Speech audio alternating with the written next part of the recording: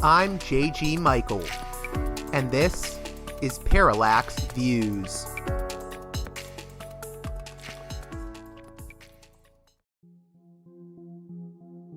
This edition of Parallax Views is brought to you by the $10 and above tier supporters of Parallax Views on Patreon. So, with that in mind, producers credit shoutouts to Galen, Matt, Gunnar, Mark, Simon, Alexander, Catherine, G, Tilo, Emilia, Jeremy, Jeff, John, Bert, Brian, Elliot, Michael, Brace, James, Nick, Mershan, Galen, Gareth, Arlen, Bo, Christopher, Michael, Gigadelic Media, Will, Chance, Chase, Dan, Big Bob, David H, Y. Kellerman, Sadeed 13, Kathleen, David, Ava, Bob, The West Bank Robbery Podcast, Jamie, Enoch, Gary, Max, Ishtofer, James, Martin, Matthew Ho, Brian, Nobody, Thomas, and Dano. And now on to the show. Hey there, Parallax Views listeners. On this edition of the program, we're joined by the American Conservative's Andrew Day to discuss his recent article entitled Mahmoud Khalil Viewed from the Right. We'll be talking about the detainment of Mahmoud Khalil, the Columbia University grad student known for his pro-Palestinian activism, who has been detained by the Trump government. I think that you'll find this conversation rather interesting as Andrew comes from a right-wing perspective. And whether or not you agree with Andrew Day's views, either more broadly or even more narrowly, just in the case of this detainment, I think it's important to know what the views are of American conservatives like Andrew Day, because there is a contingent of the American right wing today that is increasingly at odds with U.S. involvement in the Middle East and want to challenge the current trajectory of the U.S.-Israel relationship. And these voices are going to have more influence in the Republican Party and the American right wing. So, I encourage you to listen to the conversation. With that being said, let's get right to it with Andrew Day of the American Conservative.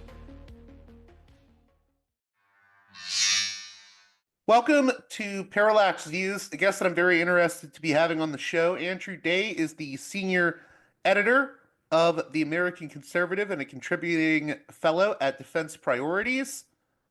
We were just talking off air. He's been on Robert Wright's show, the Non-Zero podcast, a number of times.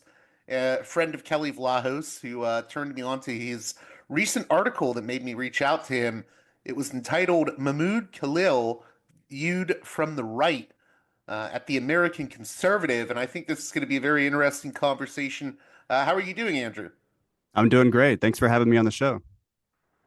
So, what led you to write this article beyond, the obvious reason is we've had this arrest of a student protester, but you had a very specific angle on it. You wanted to view it from the right, and I saw that there was pushback by some elements of the right that I don't think even read the article, to be honest.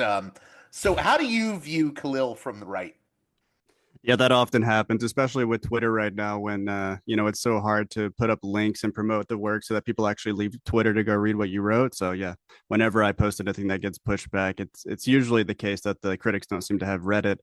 As far as why I chose to write the article, I mean, obviously, this became like a hot debate. Everyone was talking about the arrest and possible deportation of Mahmoud Khalil, who, as you mentioned, is a pro-Palestinian protester who was a grad student at Columbia University.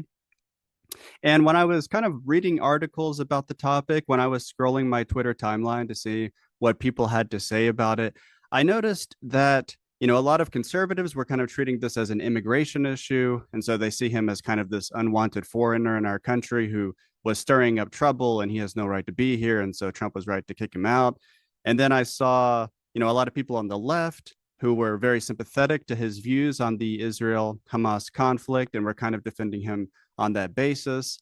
A lot of liberals and civil libertarians were pointing out, rightly, in my view, that this was a First Amendment issue and that Mahmoud Khalil's constitutional rights under the First Amendment of the U.S. Constitution had been violated.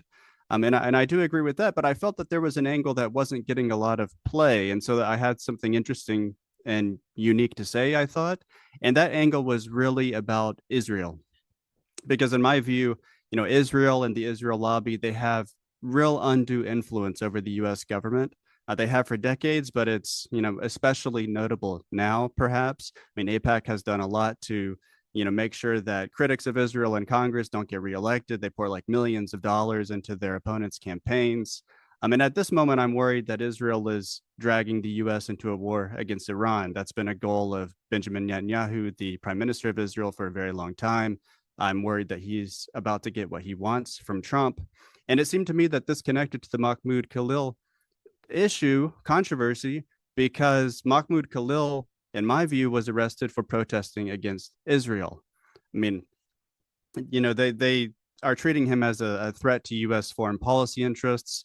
He was arrested. When he was arrested, the Trump administration invoked the Immigration and Nationality Act of 1952, which empowers the government to deport a lawful permanent resident, as Khalil is, if the Secretary of State deems him a threat to U.S. national security in some way.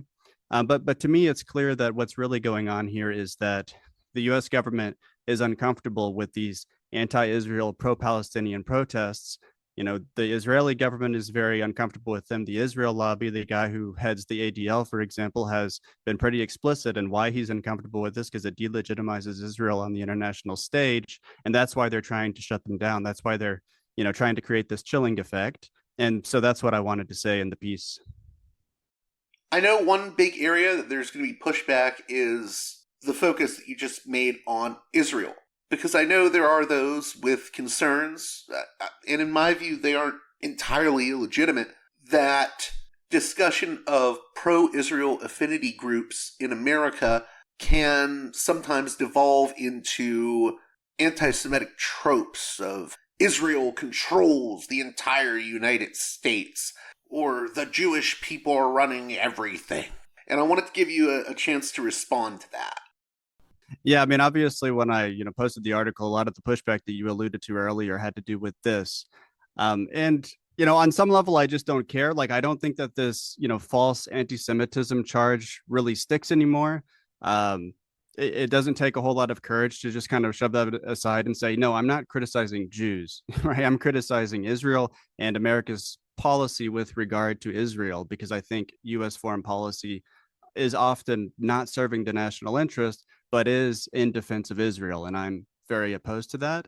And one reason that I think the anti-Semitism accusation doesn't make sense in this particular context, in particular, is that a lot of the students at Columbia were Jewish, that were participating in these protests were Jewish. Like, Jewish organizations at Columbia and other universities where these protests have been going on have taken a leading role in organizing these protests. Mahmoud Khalil himself, he's been accused of anti-Semitism, but Jewish students who interacted with him have vouched for his character, and they've pushed back against that. And, even in Israel, a lot of people are critical of the Gaza war. They want to get the hostages back. They were upset when the ceasefire broke down because Israel violated it. And then in America, American Jews are even more at a political distance from Netanyahu, often highly critical of him, and especially young Jews, right? So this isn't an anti-Semitic argument. It's well documented in the academic literature that the Israel lobby has enormous influence over the U.S. government, just like, a lot. They operate in essence the way other lobbies do, including ethnic lobbies like the Cuban lobby. They are a bit more effective than the other lobbies are, but in essence, they're not that different. The other thing I'll say in that regard is this isn't Israel, the state. This is a number of American groups and individuals like Miriam Adelson who do want to influence policy that represent one particular view on Israel-Palestine that comes from what can be described as a right wing pro Israel perspective. Maybe you can comment on that and comment on Miriam Adelson. Right. Yeah. You mentioned Miriam Adelson. She's the widow of Sheldon Adelson. He was, and she still is, mega donors to the Republican Party and specifically to Donald Trump. Donald Trump has said, it's kind of funny because Donald Trump often just says bluntly the kind of things that politicians will kind of dance around. During his first term, he was very, explicit that, he would just kind of give Miriam Adelson what she wanted. Like in this case, recognizing Israel control over the Golan Heights, which, according to international law, belong to Syria. That's located in southwestern Syria, and also moving the U.S. embassy to Jerusalem. Those were things that the Adelsons want. Trump said that they were always coming into the White House, and they gave him a lot of money, so he just would give things back to them. And those were two examples. Miriam Adelson was also very involved in this whole controversy about Mahmoud Khalil and the pro-Palestinian protesters in general. And she was leading and funding this activity, this, I don't even know what to call it, this campaign to kind of monitor the social media posts of pro-Palestinian protesters and to create a social media campaign against them, criticizing them, to kind of damage their reputation. And so she's a very relevant actor in this regard. As far as your point about how these are, American, U.S. citizen American Jews who are part of the Israel lobby, and as I mentioned, there's also very many American Jews who are who are very different from the Israel lobby and very critical of Israel and America's funding of Israel's war in Gaza. I mean, it goes back to just the similarity to the Cuban lobby. Like, we have a Cuban lobby that is influencing America's foreign policy towards Cuba. It's one of the reasons that the Trump administration slapped this, state sponsor of terrorism label back on Cuba. They didn't do that because it was in America's national interest. I mean, what the heck is Cuba going to do to us? This little impoverished island, it poses no threat to us, but you can get some votes from Cubans in Florida if you do something like that. And the problem here is that we need to be thinking in terms of the U.S. national interest, not the national interests of, Israel, not the interests of Cubans who are opposed to the Cuban government. They might be right. Those groups might be right in some cases. Sometimes what they advocate might be in the U.S. national interest. But I think, in the case of Mahmoud Khalil, it clearly wasn't, because, free speech is foundational to our Republican system of government. And that constitutional guarantee can't just be thrown out the window because some people are uncomfortable with how he was criticizing Israel. So that leads us to the criticisms I saw from the right seem to, as I said, not really read your article because, I just saw responses saying, well, Khalil doesn't have First Amendment rights because he's a green card holder. He's not a citizen. And you address all of this in the article. Can you get into it for my listeners? Sure. I mean, I'm not a constitutional scholar by any means.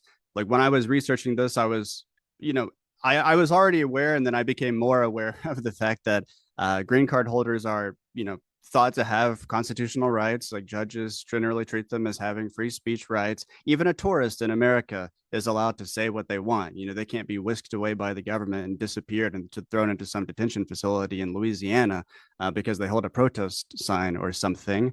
I pointed to this particular case called Bridges versus Wixon, a Supreme Court case that I found very interesting. The reason I singled that one out in particular is because the government was trying to claim that this targeted alien was affiliated with a subversive organization. In that case, it was the Communist Party, so this kind of enemy organization that was looking to overthrow the United States federal government.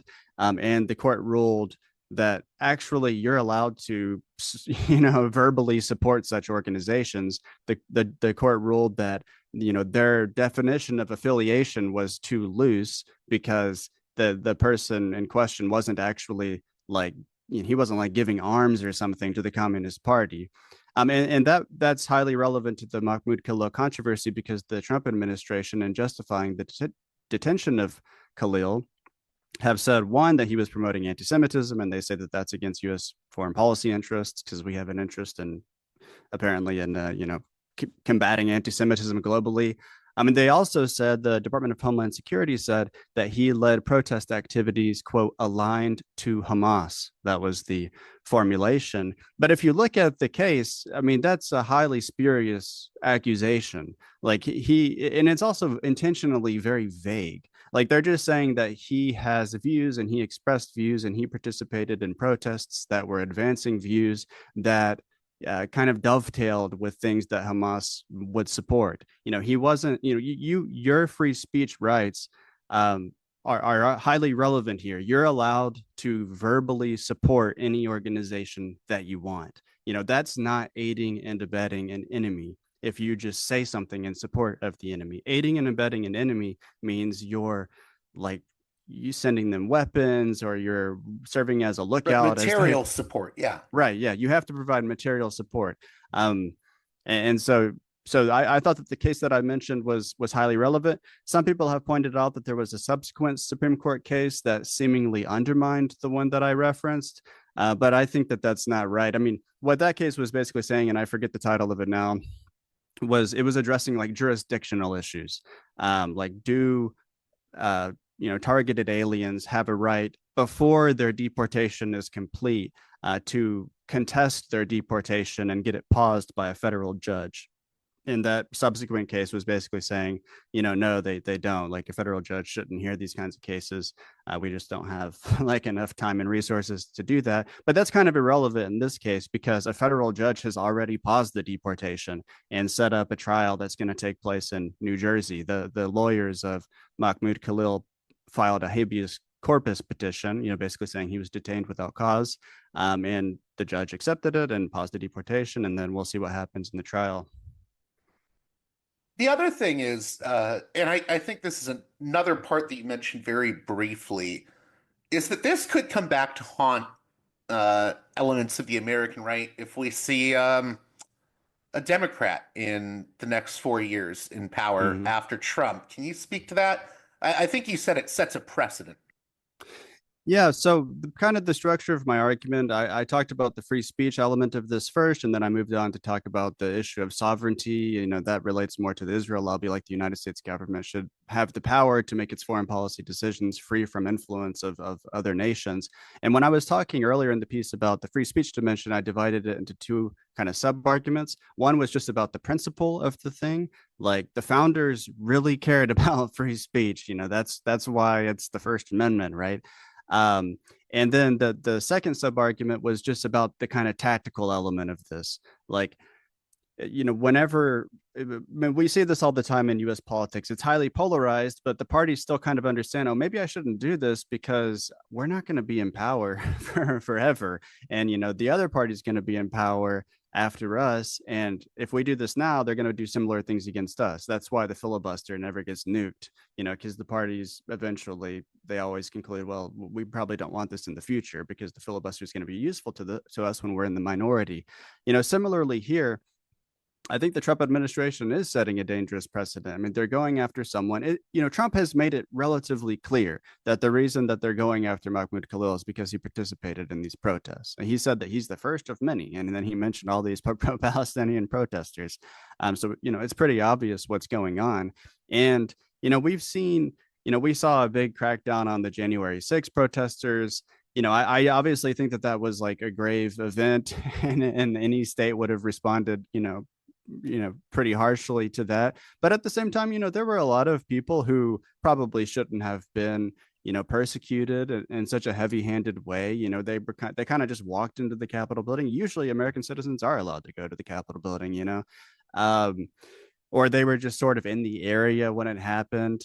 I mean, there's been other instances. The FBI had proposed infiltrating traditional Catholic churches for Yeah, the threat ones that had, I guess, mitigation. a pro-life view. Yeah.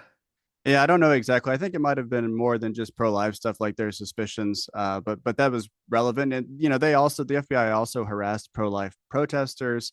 Like people have gone to prison for protesting for against abortion.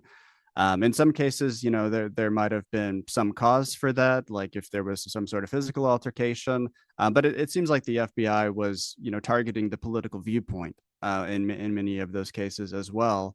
I mean, and a lot of that stuff fell flat. Like there was this pro-life activist who was, arrested and sent to jail, and then there was a trial, and then he was totally acquitted. Like it just became obvious that he shouldn't have been targeted. So conservatives have benefited from the free speech principle. Trump was in many ways elected. I mean, there's a lot of reasons that he won re-election, but one of them was free speech. Like conservatives were really concerned about efforts the U.S. government made to suppress dissident views about COVID, for example. Like that's a real thing that happened. Like that was a violation of free speech rights. It's a little different because we're talking about a private entity doing it, but it was at the behest of, in some cases, of the U.S. government. So it's a constitutional issue. And my point in the piece, when I was talking about the tactical considerations here as they relate to free speech, is that we don't want to establish a precedent that the Secretary of State can just say, oh, this person is doing something that's bad for foreign policy interests, so let's get rid of them. Like that's ridiculous. Obviously, the U.S. Constitution does not allow that. That is way too much power for the Secretary of State to have. And if the Immigration and Nationality Act of 1952 really does say, I mean, I've read it, it does say this, but if the framers of that really intended for it to be used in this way, then that statute is BS. Like that is null and void under the U.S. Constitution. It's kind of interesting, just as an aside. I haven't read the piece, haven't had time to read the piece yet, but apparently Donald Trump's sister, who was a judge, she's deceased now. Apparently, she ruled that these relevant provisions of that statute were unconstitutional in the 1990s. She was just like a trial judge, so it didn't set a precedent. But it's just kind of a little interesting factoid there. The other criticism I saw people give is, well, don't you understand, Andrew? They were harassing people on the campus and they were doing all this bad stuff that hurt the university. And I Mhm. think your response to that was pretty simple. That's the university's problem, and they're Yeah. the ones that are supposed to deal with it. Yeah, totally. Like again, I'm a man of the right. Like I don't see protests, including these pro-Palestinian ones, on Columbia universities that are like really disruptive, and they're setting up these tent encampments, and they're you know trespassing on university property and occupying them. Like I don't see that and have like a positive response. Like I see that, and it kind of bothers me. I have an academic background. I generally prefer my surroundings to be like orderly places, that where people are civil. I have that kind of perspective, and so I can understand why people saw these extremely disruptive protests on university campuses that were preventing people from going to class at a university where they probably paid like $90,000 a year to attend. I can see why people saw that and reacted negatively. But yeah, as you said, this is an issue for the university to handle in conjunction with the local police. Like, this is not terrorism. Like, that's ridiculous to say that this is terrorism. That's not only ridiculous, that's scary. Like, we don't want the US government to trot out this label again. We already had a war on terrorism that was really dangerous to our civil liberties. Like, we don't need another one, especially not one that is even more directed internally against people who have a specific viewpoint on a foreign conflict, right? So that was my point in the piece. Yeah, Last thing, I promise to let you go. I'm sorry I've gone over, you're but good. you had one line that stood out to me, and I was wondering if you could elaborate on it just to give more insight to the sort of conservative mindset on a lot of things, and especially this case. You wrote, conservatives tend to emphasize ordered political liberty rather than individual rights, but in matters of free speech, the latter bolster the former. Can you speak to what you meant by that in more detail?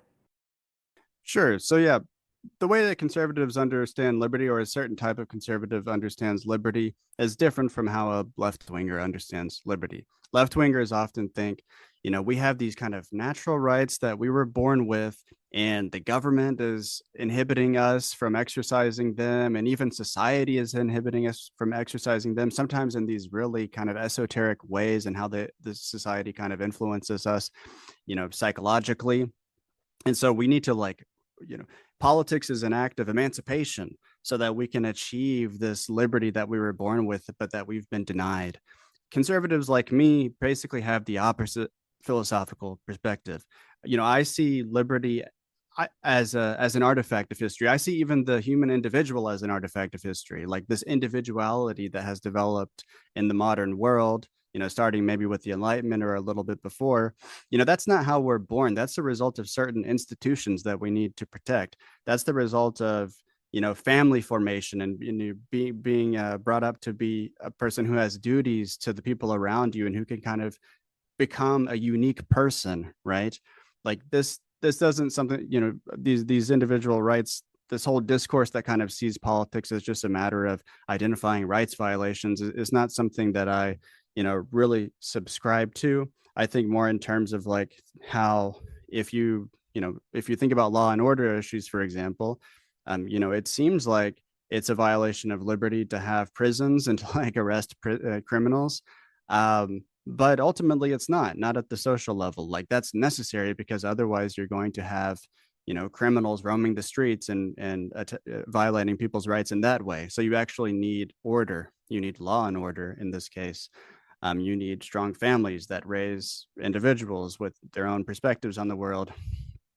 So that's what I was getting at there. But another thing that I said is, free speech is kind of a unique right, because in our Republican system of government, we want citizens to be able to participate and to kind of share their point of view. They can't do that violently. They can't advance their view by overthrowing the U.S. government. But this traces back to the Enlightenment. Immanuel Kant talked about this in his "What is Enlightenment" piece, which was very influential. The founders certainly subscribed to this. Like in our system, the government ultimately will have a say. They're duly elected. They'll have a say. They don't have to necessarily listen to you, but you have a right to criticize them.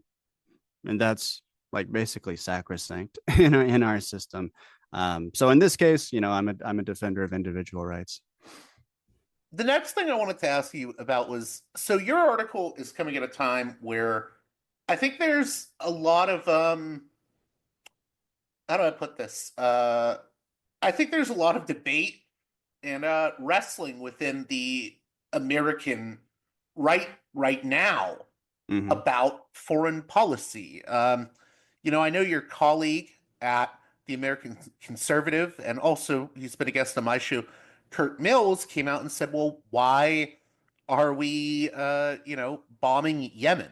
This is none of our business. It's not in the national interest." And of course, there were those on the right who just went on the attack immediately. I feel like there's a lot of debate happening in the American right wing, the American conservative movement, when it comes to Middle East foreign policy. Do you think that this story of this deportation, detainment of Khalil is part of a bigger story when it comes to the American right and what the vision is going to be for the American right going forward when it comes to issues related to foreign policy and the Middle East? I mean, maybe, it might be there definitely is, a division on the right between the kind of America First position that the American conservative represents, and then the other right wingers, you might call them neoconservatives or something. That division has existed for a long time. The American conservative was founded to advance an anti-war viewpoint, basically, and to oppose Right. the It was a pushback against the sort of Bush era policies. Yeah. Exactly, yeah, and specifically the war in Iraq, which Pat Buchanan, one of the co-founders of TAC, was fiercely opposed to. They even advocated voting for the Democrats during the Bush era because they were so displeased with neoconservatism at that time. And this division is maybe becoming more salient now under the Trump administration because Trump himself has run, obviously, as an America First candidate, both in 2016 and last year. And I think people on the tax side, America First, anti-neoconservative people are trying to kind of use that principle to hold Trump accountable and to say, wait a second, you bragged in your first term about how you didn't start any new wars. Like that was a good thing. I mean, there was a little militarism, but it's true. It's an accurate claim that he didn't start any new wars in his first term. Like we should be doing that again. And whether this is a new war, it's kind of a semantic argument. It had stopped. Like Biden had been bombing the Houthis. The Houthis are this militant group funded by Iran. And after the Gaza war erupted, they started having attacks in the Red Sea to disrupt international shipping and put some pressure on Israel, in solidarity with Palestinians of Gaza. When Trump and his envoy Steve Witkoff was able to get a ceasefire agreement. They kind of pushed Benjamin Netanyahu to accept the terms of that ceasefire. The Houthis stopped attacking the Red Sea, which shows that they're kind of rational, predictable actors. Like when the war is going strong, they're going to be attacking the Red Sea. When there's a ceasefire, they'll stop, right? And so when Israel lifted, when it reimposed a blockade against the terms of the ceasefire, the Houthis threatened to attack Israeli ships in the Red Sea. And then during that time, later Israel would just more, it would violate the ceasefire in a more like direct way by actually like reinvading and bombarding Gaza. But in between that, the Trump administration launched a campaign of airstrikes in Yemen. And so, a lot of people on my side of the right wing are really opposed to that. Some people are saying, well, this is just something that Europe should take care of because actually America doesn't have a lot of international trade that travels through the Suez Canal, which is, the trade route that is affected and disrupted by these Houthi attacks. I would see this more as an Israel issue again. I mean, if you read the Signal chat that amazingly just leaked, or that the Atlantic just reported on, that involved all these national security principles in the Trump administration. One of the things that the Secretary of Defense said when he was arguing why we should launch these attacks against Houthi-controlled parts of Yemen is that, oh, well, if we don't do it now, then Israel might do it themselves and things can get out of hand. We won't have control over the situation anymore, or the ceasefire could collapse. And I think he means that, Israel could violate it. And then the Middle East can spin out of control. So maybe we want to degrade the Houthis now. I mean, you got to notice this like kind of thing. Like, Israel is dragging us into a conflict in the Middle East. Like that's what's going on right now. They are a client state of ours. We should be able to tell them, no, keep the ceasefire that we proposed going. Because we don't want to have to deal with this mess. As far as the, how the Mahmoud Khalil case figures into this, I kind of tried to connect it to this sort of viewpoint among conservatives by pointing out that the Israel lobby is relevant to this case. Whether I succeeded, I don't know. I certainly don't represent like the official editorial line of the American conservative when it comes to Mahmoud Khalil. A lot of people on the right, probably including a lot of readers of the American conservative, don't consider him a very sympathetic figure. He was part of this coalition of groups at Columbia that described, the Palestinians in the Gaza, like I think maybe even October 7th, they described as armed resistance. And it is true under international law that, beleaguered populations who are victims of like colonial oppression have a right to armed resistance. But I wouldn't be surprised if this group that Khalil was a part of didn't kind of, wasn't very discerning and distinguishing between things that are legitimate and then a lot of stuff that happened on October 7th, which was clearly, barbaric and horrible. So yeah, I agree with you that there's this division on the American right. I think it's very important. I'm really proud to be part of a magazine yeah, go ahead. Do you think that division is coming more sharply into focus even than it did during the Bush administration years? Because I think this sort of America First foreign policy agenda that the American conservative has been pushing for years is becoming more popular within the American right, to the point now where Trump has had to make appointments that are in line with sort of the American conservative view. Yeah. What I mean by that is, and you mentioned this in the article, Elbridge Colby, Michael Domino, and of course, a lot of right-wing American pro-Israel types have sought to thwart those foreign policy appointments. I feel like there is a growth in the sort of America First policy agenda on the conservative side of things. How important do you think that is to note? I think it's super important to note. I mean, during the Bush years, you're right. This division existed, but it was less salient because, I mean, the America First kind of anti-war wing of the conservative movement was like totally sidelined. You have to think back to like the surge of nationalism after 9/11, and then the particular direction in which the Bush administration took that nationalism, and then he was able to win actually the popular vote in 2004. On the wave of this nationalism that he had directed in this horrible way. Um, so yeah, we the America First. I call them. I'm saying anti-war conservatives, but maybe they're not axiomatically opposed to military intervention. They just think it should always, it's a grave thing to do, and it should be in the national interest. They've had some successes. Elbridge Colby, for example, I don't know if he would be quite on the radar of the kind of people who are looking for people to staff the Pentagon, et cetera. If not for the successes of the America First movement. Trump himself, in 2016, clearly saw this. I mean, you said it's more popular now. I think it's always been popular. Like Americans, it takes huge propaganda efforts to get Americans to support wars for a reason. Like they were. I've What? often said, not to interrupt you, but I've often Yeah, said to people, I think the default view most Americans have, rightly or wrongly, is, well, why are we getting involved in this conflict with a faraway country? I do think that is like the default view for most yeah, Americans. And, we see how Robert Kagan cries about it every 6 months when he writes a ceremonial piece for Foreign Affairs or the Foreign Policy Journal saying, you Americans need to realize we're an empire now, and you have to fight these wars for us. And I mean, in general, I don't think the general populace doesn't think that way. yeah. I totally agree. I mean, if you look at public opinion polling before the Iraq War, Americans were basically in line with like what Europeans thought of the possibility of a war in Iraq. Like they were very opposed.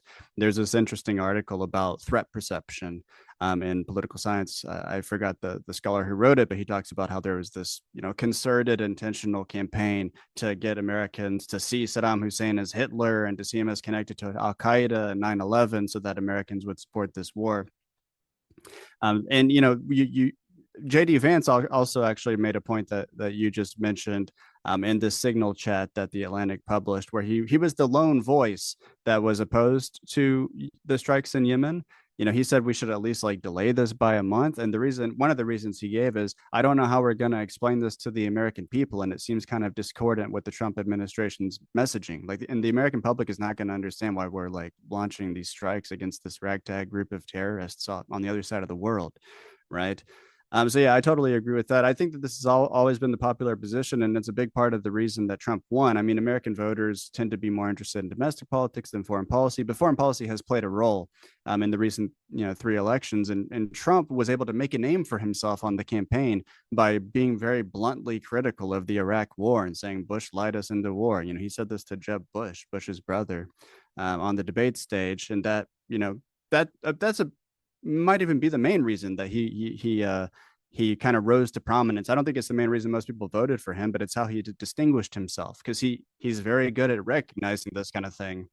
Maybe a better way to put what I was trying to say earlier was, I think anti-war conservatives Hmm. are gaining more political currency. I think the views were popular before, but I think it's becoming a thing that a lot of folks in DC who may not like the American conservative are going to have to reckon with, because I think this is becoming a real thing, a political view that you can't really ignore anymore. Yeah, totally. I agree. I mean, one of the reasons that they might have to reckon with anti-war conservatives is, the country is so evenly split. You don't want your coalition to get fractured. Like, Donald Trump in 2024, he won the popular vote by a smaller margin than Hillary Clinton did in 2016, right? So they don't have a lot of room to play with here. And one of the reasons that they should avoid wars, like the one in Yemen and the one in Iran that might potentially happen, is that it's totally going to split the right wing coalition, and it's going to make it even harder for them to win elections going forward, and it's going to give Democrats an opportunity to kind of reposition themselves as in favor of foreign policy restraint. And yeah, I think this kind of viewpoint is just generally more prominent in DC. Like we have these think tanks now, one that I'm affiliated with, Defense Priorities, which advocates realism and restraint in US foreign policy, and then the Quincy Institute, which is probably like the top dog in this respect. They've really made a name for themselves, and they've provided an outlet for people who favor foreign policy restraint to kind of get their views out there. I know, we're going a little bit over the half hour mark, but I had to ask you. You said your biggest concern is a potential war with Iran. Can you talk a little bit more about that? Because I mean, I used to say I don't think it's going to happen, just because I feel like there's been a push by the usual suspects, so to Hmm. speak, for a war with Iran just since the Bush years. But now I think we're closer than ever to something very real happening, and that's very concerning to me. And I think it should be very concerning to a lot of Americans, right wing or left wing. Yeah, like I would probably estimate that there's a greater than 50% chance that we're going to have some sort of military confrontation with Iran over the course of the next 4 years. I think this is an incredibly dangerous situation. Trump withdrew from the uh, Joint Comprehensive Plan of Action. That's the Iran nuclear deal. Trump withdrew from it in 2018. That had kind of put Iran's civilian nuclear energy program in a box. Set up a verification program to make sure that they weren't enriching uranium beyond a certain limit, for example. I mean, then when he withdrew from that because he said he wanted to get a better deal, Iran has enriched uranium to near weapons grade. There's no indication, according to intelligence agencies, that they are actively seeking to build a bomb right now. But I think it stands to reason that they might go for it at some point. I don't think that that's a ridiculous assumption. And so the pressure is high. There's a lot of political pressure. Tucker Carlson mentioned this when he recently interviewed Steve Woodcock. I don't know who Tucker Carlson's sources are, but he's like extremely well connected, obviously. And he said that he knew for a fact that there was a lot of political pressure on Trump to go to war against Iran. Trump has said that he will interpret attacks from the Houthis as emanating from Iran. I think that that's kind of dangerous because these bombing campaigns have proved pretty ineffective at getting the Houthis to stop. So if they take out an American ship, or even if they make contact with an American warship, as they almost did last year, there's going to be extra pressure on Trump to kind of do something with regard to Iran. I think if he wants, he has an opportunity to pursue diplomacy. He says he wants an Iran nuclear deal. He says he wants a deal that'll make Iran prosperous again and kind of reintegrate them into the international community. He also says that if they don't get a deal, the other option is war. What I would advise him to do is to, instead of trying to ramp up pressure and have this maximum pressure campaign that he reimposed earlier in his administration, to try to scare Iran and get them so desperate for a deal that they play ball. I think that we should do the opposite. Like, we should say, as a gesture of goodwill, okay, we're going to reduce sanctions. You were in compliance with the previous agreement. We left. Sorry, I hit my microphone. You were in compliance. We left. So we're going to kind of bring ourselves into a kind of quasi compliance with the deal that we shredded. And in return, we would like for you to talk to us about your civilian nuclear energy program, because we want to make sure you can't weaponize it. Like, that's what we need to do. And if we don't do that, then I think that we're basically headed for war with Iran. And last thing, what did you think? What were the general responses to your article like, both from the right and the left? Well, I don't have a huge following on Twitter. I only have like 700 followers. So the tweet that I sent out, linking to the article, did well by my standards. And it seems like one reason it did well is because people on the left saw that there was an article in some outlet called the American Conservative that was making a very strong case and against detaining and deporting Khalil, and so they retweeted it or shared it because uh, probably because they want to like influence conservatives and see it's not just us like pinko commies who are opposed to this. Even a right winger is. I think that was the main reason it got a lot of attention. Probably a lot of those people aren't aware that the American conservative is, even though it sounds like the most like mainstream conservative thing ever, if you just look at the title, it's got this kind of anti-war thing going on, like deep in its DNA. And then on the right, I would say it was, the reactions were pretty split. Josh Hammer kind of skewered me on Twitter. He's at Newsweek, and he recently wrote a book about how Israel is part of Western civilization, and so helping Israel is important for defending Western civilization. That's his view. I haven't read his book, so I'm not going to criticize it. Maybe he makes some good arguments. I don't know. But he lambasted me, and but then a lot of conservatives responded positively and said that they agreed basically, and they're also concerned about the influence of the Israel lobby, and about how it seems like the Trump administration is cracking down specifically on protests against Israel, not just with the Khalil thing, but also taking away $400 million in Columbia University's funding as punishment for even allowing the protests to happen. And then, yeah, but those were kind of the varied responses to my piece. Well, hey, I want to thank you, Andrew Day, for coming on Parallax Views. Thanks for staying a few minutes over. How can my listeners keep up with your work, and what's your social media handle? Sure. So I write a weekly column at the American Conservative, and as we've said, I'm also a senior editor there. So I'm, editing the pieces that you can read there. I'm going to look up my Twitter handle real quick because I always forget exactly what it is. It's AKDay89. That's how you can find me on X. I've been saying Twitter, but it's X now. So AKDay89.